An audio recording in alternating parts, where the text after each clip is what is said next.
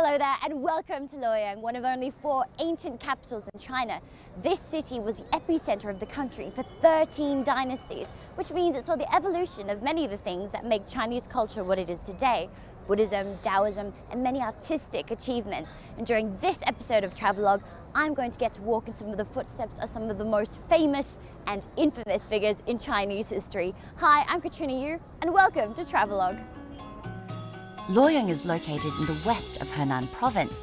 It lies in the heart of the country, encircled by mountains and plains, close to the Yellow River and to some vital ancient roads. Because of its location, Luoyang played a pivotal role in Chinese history. You may not guess it at first, but this peaceful, community-oriented city is endowed with a profound sense of culture. Henan is one of China's central provinces and considered one of the cradles of Chinese civilization. This city was a setting of many famous Chinese legends, and although it looks pretty modern now, there are still some traces of its past.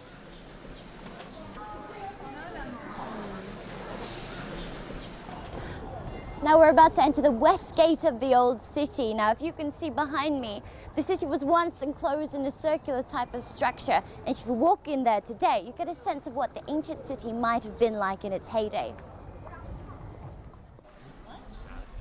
Walking through these gates is a little like traveling back in time. The main street of the old city is a bustling marketplace filled with just as many locals as tourists. Traditional bangers hang over every shopfront, advertising the wares to passers-by just as they would have done hundreds of years ago.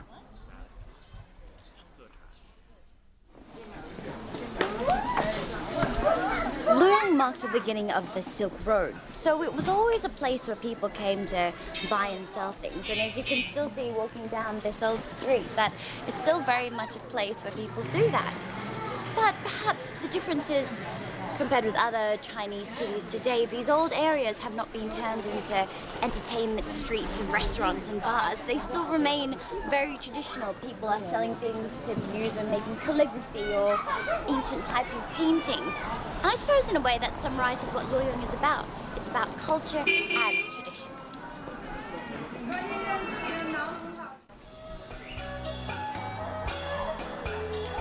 That's not to say you can't enjoy more modern pursuits, like shopping.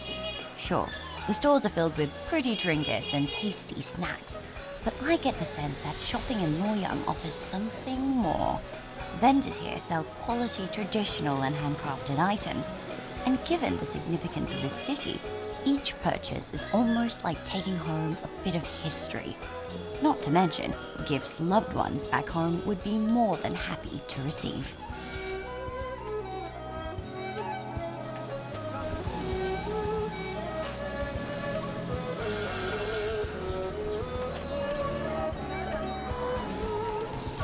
Of course, not every bit of history can be taken home in a shopping bag, and Luoyang tradition literally surrounds you. This old city is the perfect place to explore ancient Chinese architecture.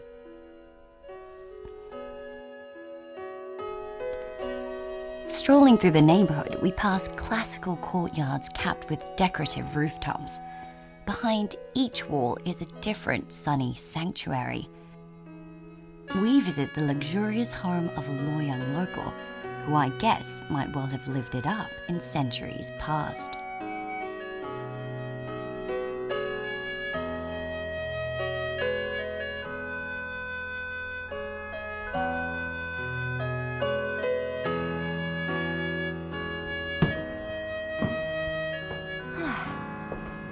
Wow, this place is really relaxing. We're still in the old city, but it feels like we're miles away. You know, when Luoyang was the capital of China, it would have felt like the center of the universe. So they obviously like to live in a place where they were in and amongst all the energy and the crowds. But they lived their lives in such a way that they could come home to a place like this. They built this very peaceful courtyard so they could come home and find what was a little corner of paradise.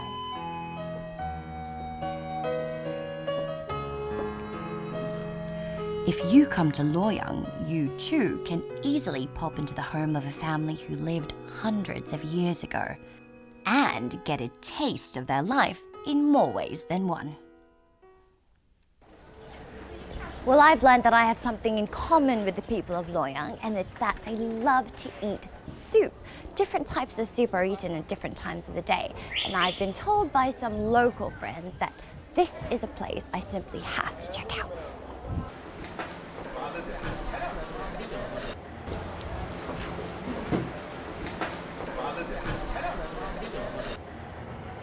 Okay, smells really good. So this is a tofu kind of soup, which is usually eaten during the day. And to go with it, they've given me some pita bread. I thought it was noodles to begin with, but it's actually pita bread sliced conveniently like noodles, so you can eat it. But there's also noodles inside the soup, a type of sweet potato noodle, I've been told. So, are you hungry? Well, I am, so if you don't mind, I might tuck in, see what this is. So the other thing is that we've got swimming in here some vegetables, and I love this particular type of noodles.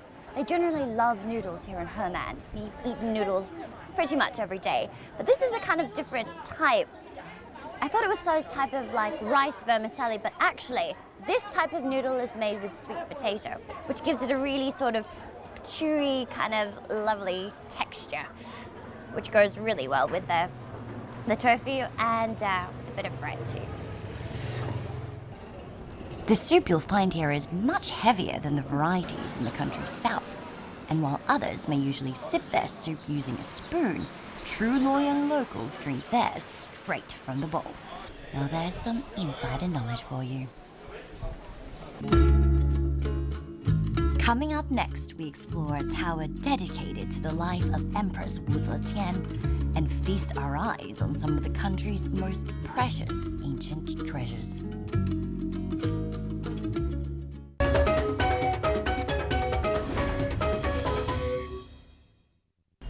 Luoyang is famously the home of a towering figure in China's history, concubine turned sovereign Wu Zetian. The Tang Dynasty icon was the only female emperor in China's history. And if you want to walk in the footsteps of one of the Tang Dynasty's most infamous women, you can come to this place. In fact, this is where Wu Zetian worshipped. Tian Tang is inspired by ancient descriptions of Wu Zetian's imperial temple. She led a powerful and prosperous nation and liked to flaunt it. Whoa. So this place definitely makes an impression, and it's meant to. Now, we don't know exactly what this temple might have looked like. And if you think there's lots of gold here, well, there's a good chance there was a great deal more in the real thing. This place would have been built with the wealth of an entire grand nation. And regardless of the details, what it would have looked like exactly, this whole place, every detail inside it was designed to make a point. I'm wealthy, I am powerful, I'm Wu Zetian, don't mess with me.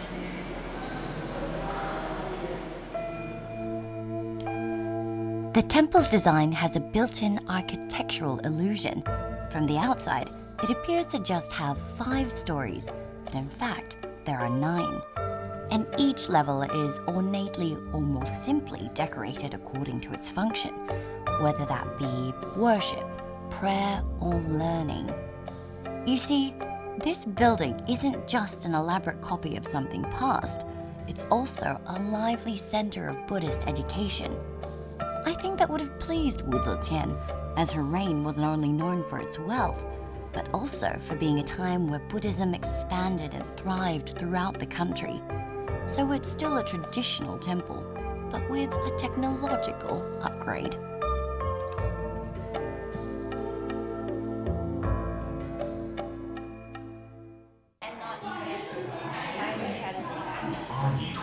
Well, just because this place is quite literally a tower of tradition doesn't mean it can't incorporate some newer technologies. For example, ta-da! You have a QR code, and if you take your very useful mobile phone and use whatever program you usually use to scan things, you can scan it. And voila! Within seconds, you have access to an audio guide about this tower. Pretty nifty, huh? Walking on the ground level, you can see the original foundations of Wu Zetian's palace from 1300 years ago. What's really cool about this building is that if you go down to the first level, you can see just below the original foundations of this building. So that is the foundation of the building that Wu Zetian actually built. And here in China, it's quite auspicious or lucky to drop some money in there. So I've prepared 1 RMB, and I'm going to make a wish.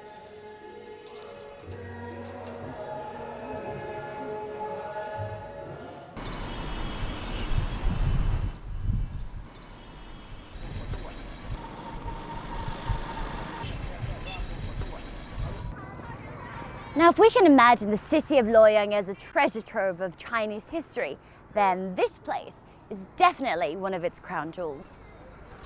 Located in downtown Luoyang, it's easy to be intimidated by this mammoth museum. Its vast collection is spread over 20,000 square meters.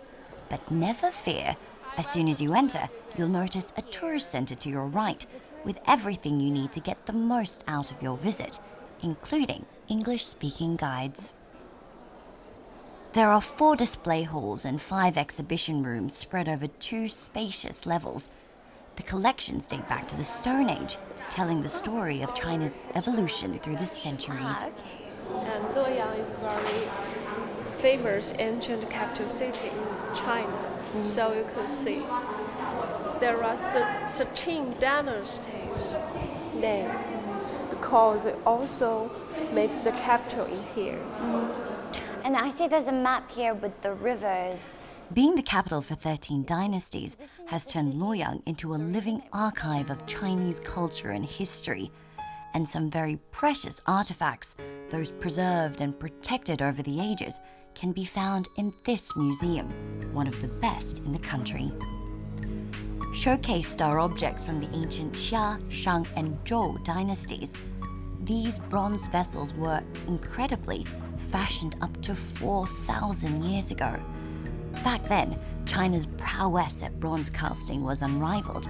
And peeking into those glass cases and noticing the intricate and beautiful details, it's easy to see why.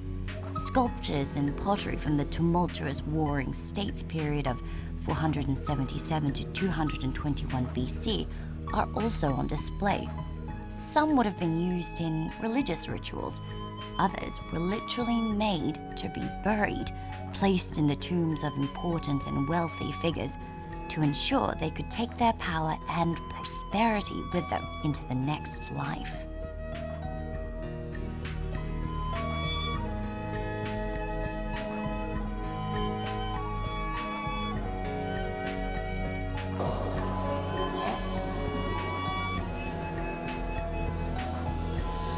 But it's not all bowls and boxes. Fun animal figures decorate this Eastern Han Dynasty candelabra. It was an era marking innovations in porcelain, when Chinese artists could really flex their creativity through ceramics. Later treasures can also be found. This museum is particularly proud of its Tang Sancai, or multicolored pottery from the Tang period about 1300 years ago. What I like in this museum is that you can really get a sense of what the Tang women looked like. They had a particular way of dressing and of doing their hair, and they also had a very particular way of looking. They liked to have their bodies a bit more curvaceous. They liked their faces to be fuller, and in particular, they liked to have balls of fat on their neck. This in Chinese is called sangwen, and if you had this, you're considered pretty lucky. Tang women, with their pale faces, accentuated crimson lips, and elegant upstyled hair, are said to have inspired the look of Japanese geishas of today. But we've barely scratched the surface. Thousands of other jade, silver, and gold relics enrich this museum, so you best come to China and set aside some hours to see it. But One kind of item in here that you might have seen elsewhere is the Tang Sancai. Luoyang's Tang Sancai is famous and still internationally sought after. So I leave the museum and head to a place where I can learn more.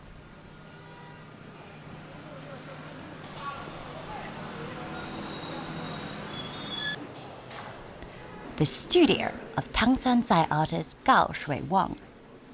Mr. Gao is a modern-day master of this ancient art and has spent more than 30 years crafting exquisite pieces.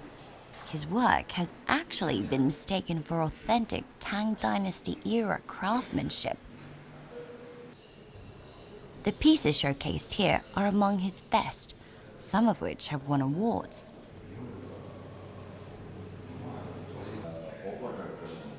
His favorite subject? Horses. 你像这些马，这是在唐代时期，这个唐三彩啊，这个马匹是比较常见的，包括马和骆驼，它代表一种唐代时期中国和西方国家这种丝绸之路这种商业来往比较频繁。搞的时候这么看去，那个是很好的，还是不好做的？哦，唐三彩是这样分这个，因为唐三彩的制作啊，它分这个雕塑造型和这个它制作工艺比较多。它第一道工序就是雕塑造型，它的形态。如果要是好的作品，它的雕塑造型啊，它把那个包括人物的这个神韵、面部，它这种在和人谈话、和人交谈这种神韵，它都能表达出来。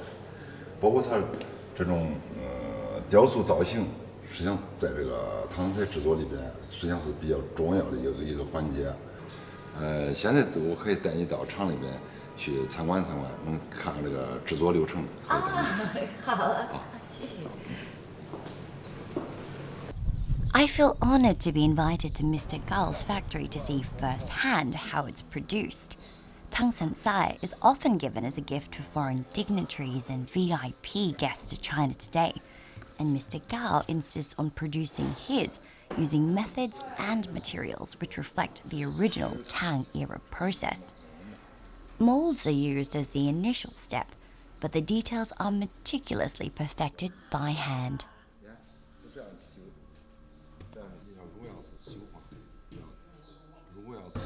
这个唐三彩啊，也是一种艺术品。做这个艺术品一定要追求艺术价值，要把它精神头表现出来，这是比较关键的。So it seems simple enough, just looking at it, but actually every single stroke, the amount of stress that you put into it makes a huge difference for the outcome. Once the raw shapes are given the green light, they're dried and ready for painting. And I gotta admit, walking into this part of the factory was not what I expected. After all, Tang Sancai means multicolored ceramics. And well, all I see here are different shades of one color. But soon, Mr. Gao explains why. 这个上釉啊，这是白色的，这是黄釉，这是绿釉，这三种颜色。我先给你上一个，你先看一下啊。这样已经把这釉啊焦黄了，像这个地方都是上这个白釉，上了白釉。 Though it may look easy, you need to get the strokes just right. And I'm a little nervous about making a mistake. I can imagine that after repeating this process again and again, it may become a little tedious or boring. So a great passion must have fueled Mr. Gao's 30-year career. 好，挺不错的。这个上釉啊，这个厚薄一定要掌握均匀。如果上的厚的情况下，它出来流动性太大不好；如果上的太薄，它出来就成次品了。所以说这一定要掌握均匀。上的不错，学得挺快，上的不错啊。He was just telling me that the thickness of the paint is really, really important in terms of the end product. So, what do you think of my masterpiece? Well, I guess we'll just have to wait and see if it will really be a masterpiece. 谢谢。不错不错，好。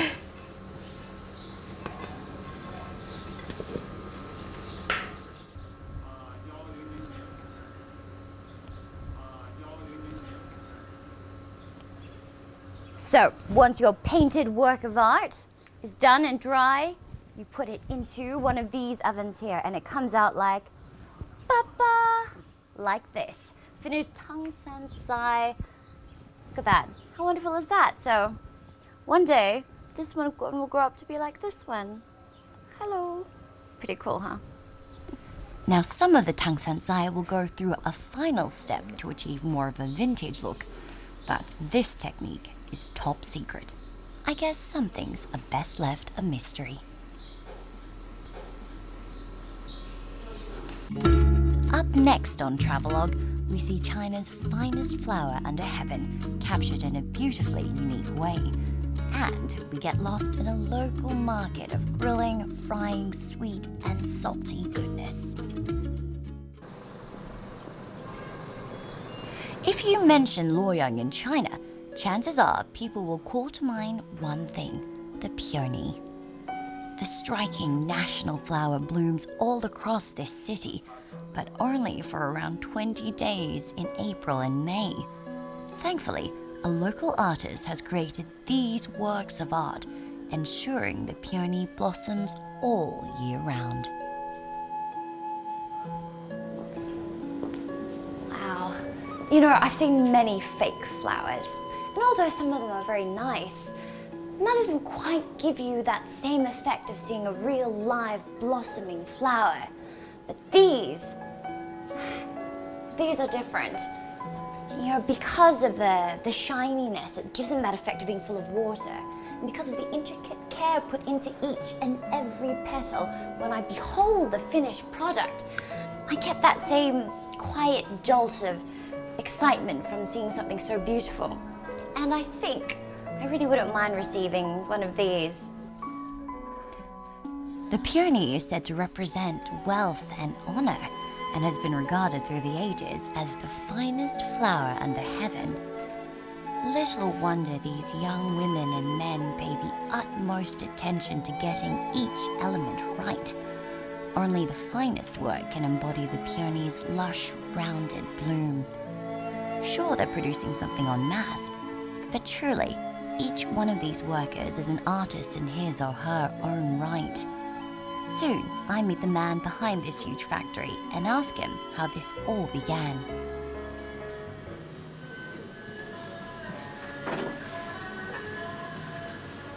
李老师，我看到那个牡丹色非常漂亮，你为什么开始做这个牡丹色？这个与我们这个对洛阳的情节关系特别大。就是我是那个本地出生，从小在洛阳长大，我祖籍就是洛阳，因为我们对洛阳的牡丹花是情有独钟，所以说在洛阳的牡丹是有花开花落20日，就说花期特别短。一次偶然的机会啊，我当过兵出身，我的战友在2007年时候来看牡丹，但因为天气不太好，下雨，最后没有看着。最后在闲谈之余，说用什么材料能把牡丹花叫它长期不败。所以说这说者无意啊，听者有心。但是我们都当时就后来就从07年来下半年，我们都开始琢磨这个有什么材料。反正我们利用了3年时间呀，把中国的工艺美术基本上跑了一个遍。最后我们09年末2010年初，最后我们用陶瓷来做牡丹花，就是把有花开花落20日的牡丹，叫它千年不败，富贵永恒。As the factory is closing for the day, we make our way back to the city for dinner. Well, if it's about 6 p.m. in Luoyang and you're feeling a little peckish, then this is the place to come. It's called Shizijie, and it means cross street. It's a night market, and I think the name is really apt because it seems to be a place where all different kinds of foods come together. So let's go check it out. Zetian market is situated right next to Luoyang's old main street. While it's a quiet intersection by day, at night it comes alive with crowds, bright lights, and a medley of mouth-watering sounds. Grilling, frying, barbecuing, and boiling.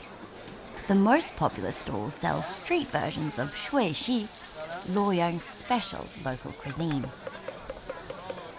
Well, we spent our day on a sort of history hunt, so I feel it's only apt we begin this evening with a local culinary quest.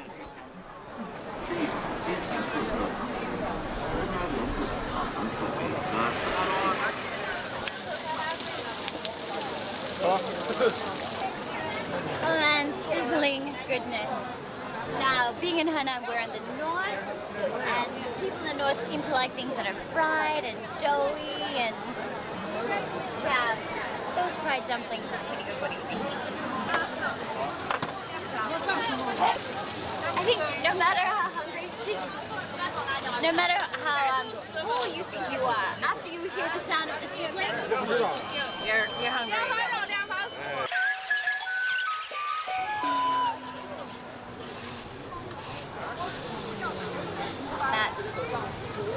My octopus covered in peppery, chili, sesame goodness.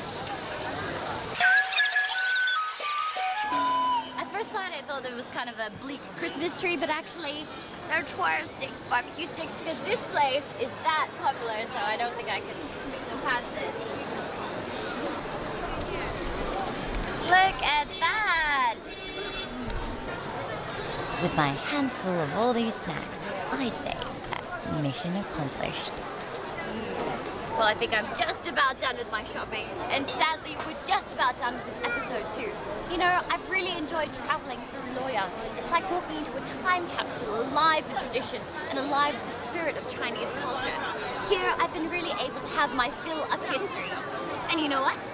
I'm gonna get to have my fill of other things too, but I should be ready. Do you guys want to have a few? A little?